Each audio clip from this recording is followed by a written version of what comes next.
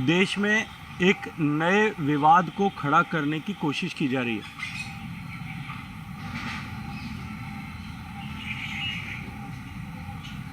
राहुल गांधी जी को जब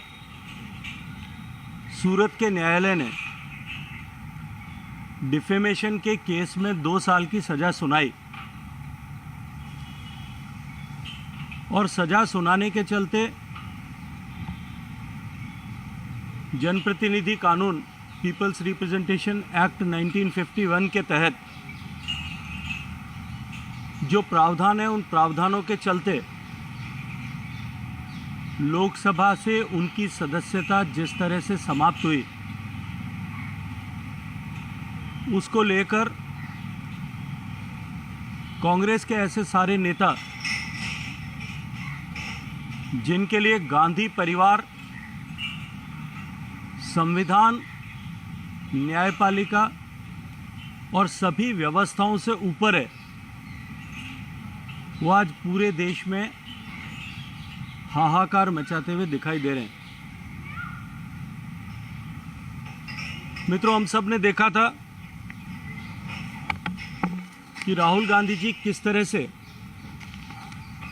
एक हैबिचुअल ऑफेंडर की तरह काम कर रहे हैं। 2018 में जब सुप्रीम कोर्ट से फटकार लगी, देश की किसी भी संस्था द्वारा दी गई टिप्पणी को,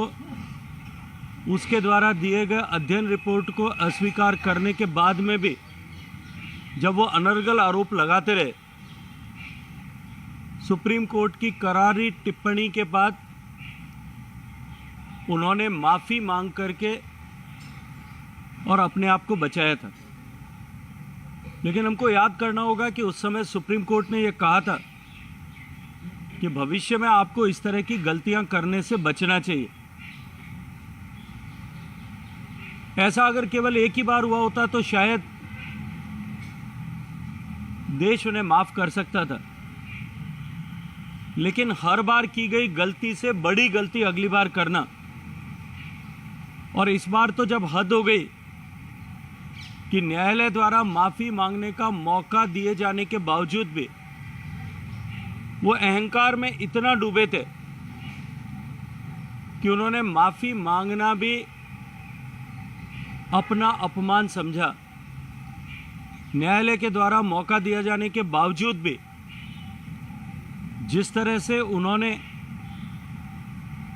उस मौके का अनादर किया, न्यायपालिका द्वारा सजा सुनाए जाने के बाद में कांग्रेस पार्टी के सभी स्तर के नेताओं ने जिस तरह से न्यायालय के ऊपर प्रश्न चिन्ह खड़े करते हुए, न्यायपालिका पर प्रश्न चिन्ह खड़े करते हुए, न्यायाधीश की क्षमता पर प्रश्न चिन्ह खड़े करते हुए जिस तरह के अनर्गल बयान किए, ये स्पष्ट हो गया है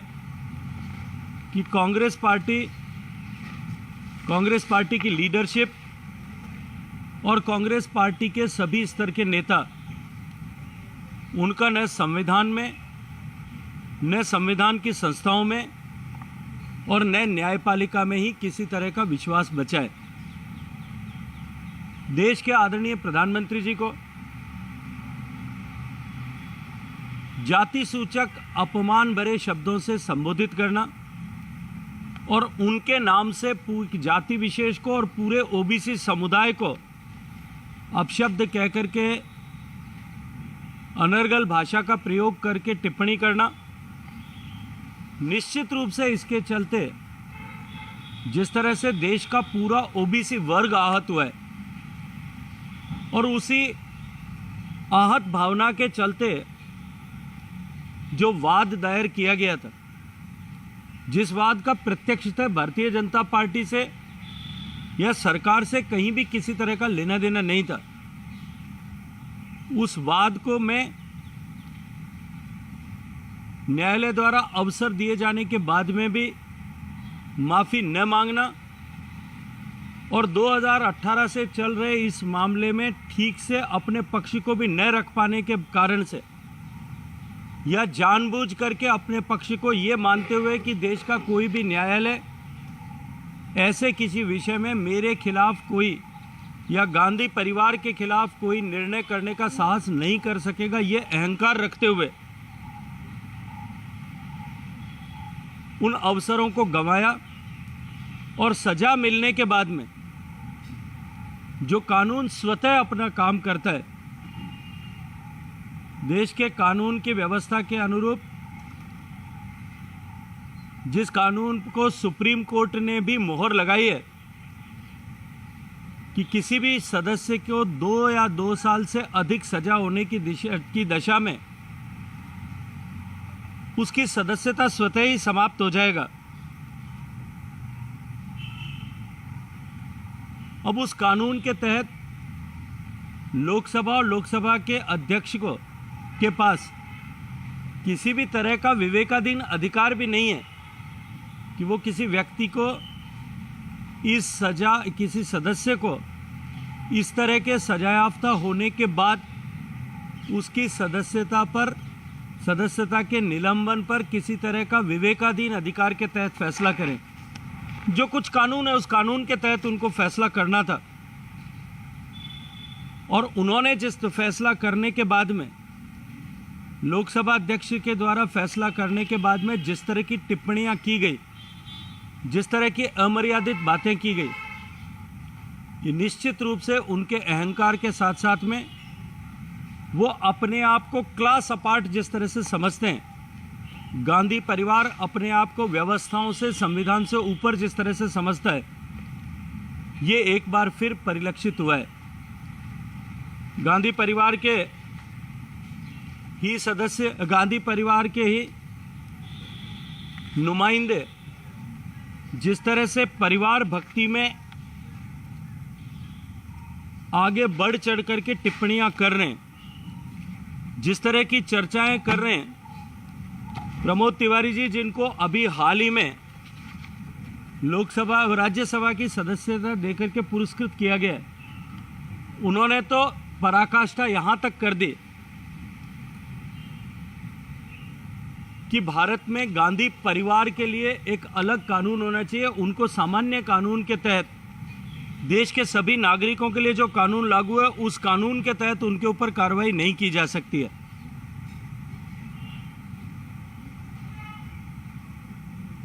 मैं ये मानता हूं कि इस तरह की टिप्पणियां करके उन्होंने न केवल संविधान का अपमान किया है, संविधान की संस्थाओं का अपमान किया है, अपितु जो पार्टी और जिस पार्टी के नेता लोकतंत्र को खतरे में होने की दुहाई देकर के चौराहों पर भाषण देते हैं, उस पार्टी के नेताओं ने लोकतांत्रिक व्यवस्था का भी अपमान किया है। हम सब ने देखा कि किस तरह से श्री मल्लिकार्जुन खड़गे जी ने, जब चेयरमैन ने उन्हें अपने कक्ष में आकर के बातचीत करने के लिए अनुरोध किया, निमंत्रण किया, तब उस सदन के पीठाधीश को, सदन के चेयरमैन को, जो भारत का उपमाननीय उपराष्ट्रपति भी है, उससे कुर्सी पर बैठे बैठे उन्होंने कहा कि हम नहीं आएंगे। और न केवल चेयर की अपितु संविधान प्रदत्त व्यवस्था की भी अवमानना उन्होंने की। ठीक इसी तरह से इस घटना के बाद में जयराम रमेश जी ने ट्वीट करते हुए जो कहा और अपने ट्वीट में लिखा कि he is a chair leader, मैं मानता हूं कि इससे बड़ा लोकतांत्रिक व्यवस्था और संवैधानिक व्यवस्था पर हमला शायद कभी नहीं हो सकता। कांग्रेस पार्टी की स्पोक्सपर्सन सुप्रिया श्रीनेत जी ने कहा,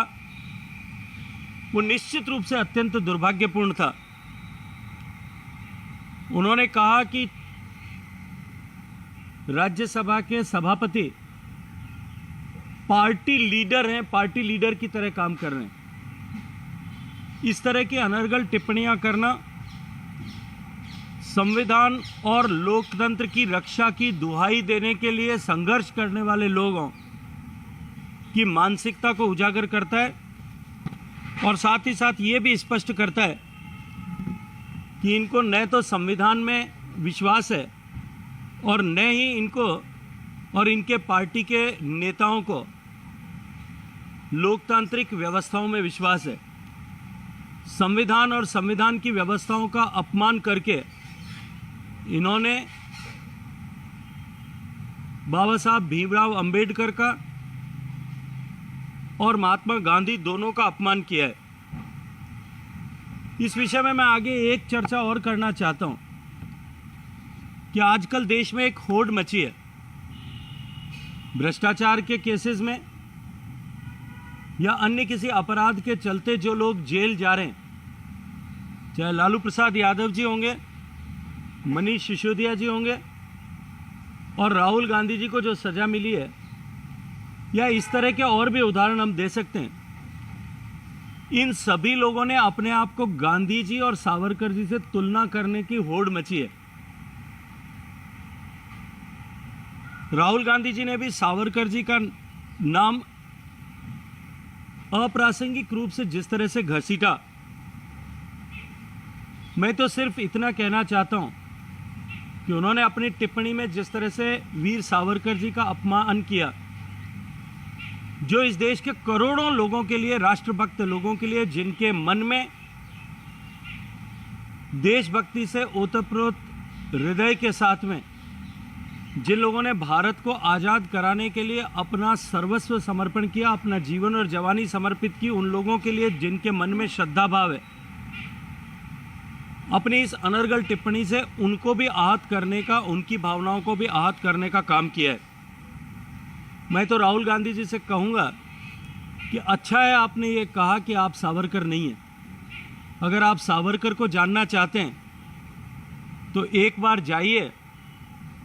उस अंडमान की जेल में, काले पानी की जेल में जाकर के 5 मिनट तक उस कालकोठरी में मौन बैठ करके देखिए।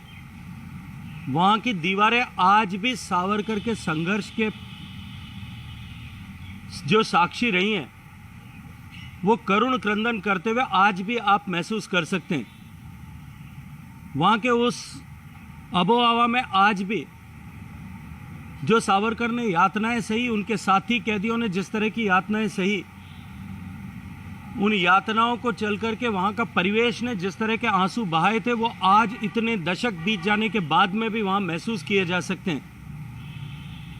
कोल्हू के में बैल के स्थान पर जोत करके जिन लोगों ने यातनाएं सही, जिस सावरकर ने यातनाएं सही और नारियल के तेल निकाला, उनके पदचाप को आप वहाँ जा करके अपने हाथ वहाँ रख करके महसूस करने की कोशिश कीजिए। तब आपको सावरकर का संघर्ष समझ में आएगा, जिसने 10 से ज़्यादा साल तक केवल 2 कटोरे पानी के सहारे अपने दिन गुजारते हुए भी न केवल अपना मनोबल बनाए रखा, अपितु अपने साथी कैदियों का मनोबल भी न टूट जाए, इसकी भी चिंता की। और हजारों पन्नों की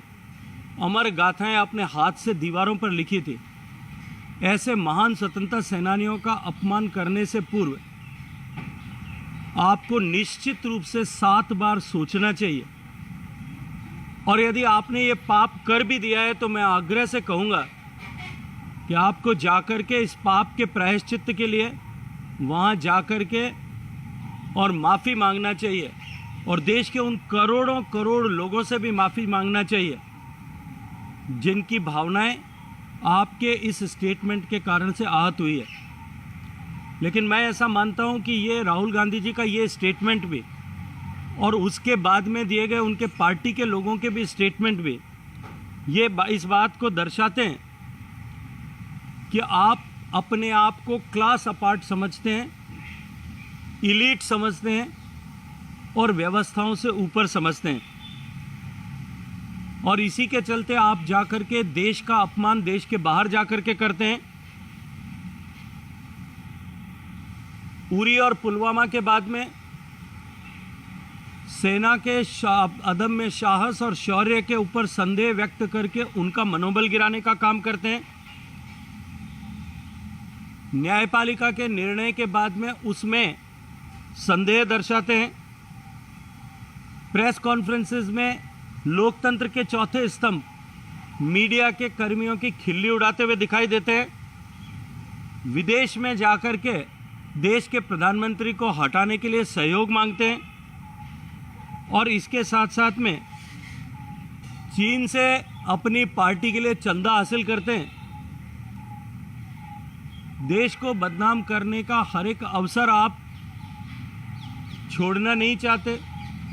और साथ ही साथ में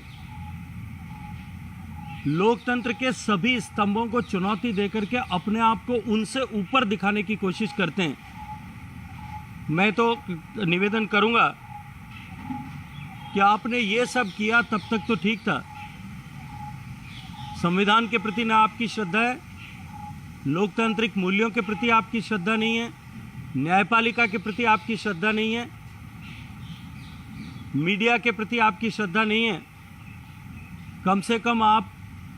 देश के अमर स्वतंत्रता सेनानियों के प्रति तो श्रद्धा रखें, उनको तो बख्श दें। अपने आप को व्यवस्था से ऊपर समझने वाले ऐसे लोग निश्चित रूप से लोकतंत्र के लिए एक खतरे के स्वरूप हैं और मैं उनकी इसके लिए निंदा करना चाहता हूँ।